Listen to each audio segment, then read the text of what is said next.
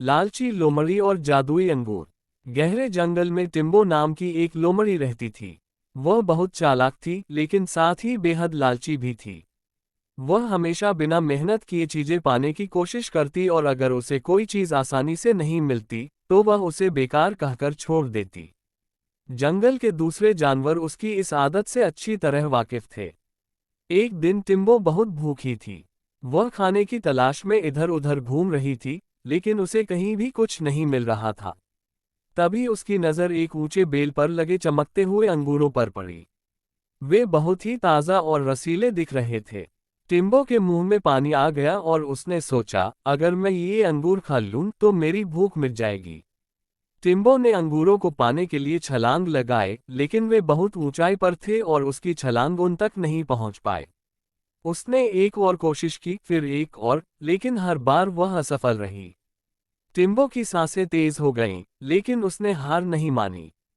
उसने सोचा कि अगर वह पूरी ताकत से कूदेगी तो वह अंगूर तोड़ने में कामयाब हो सकती है।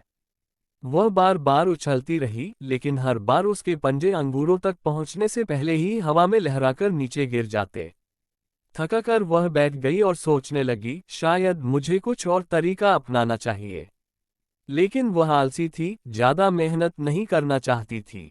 कुछ देर सोचने के बाद वह गुस्से में बोली, ये अंगूर तो खट्टे होंगे, मुझे वैसे भी इनकी जरूरत नहीं है। और वहां से चली गई। थोड़ी देर बाद उसी रास्ते से एक छोटी गिलहरी गुजरी। उसने भी अंगूरों को देखा और उसने तुरंत एक योजना बनाई। गिलहरी चतुर थी और जानती थी कि सिर्फ छलांग लगाकर वह अंगूर नहीं पा सकती। उसने पास के एक पेड़ पर चढ़ना शुरू किया और धीरे धीरे ऊपर जाकर अंगूरों तक पहुंच गई। फिर उसने आराम से कुछ अंगूर तोड़े और आनंद से खाने लगी।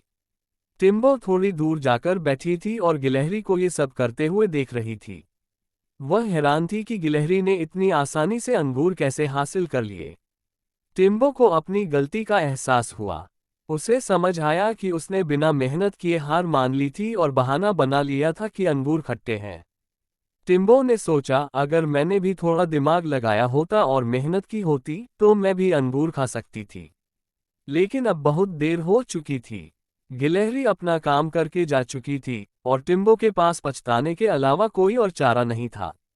कहानी से सीख, बिना मेहनत किए किसी चीज को पाना संभव नहीं होता।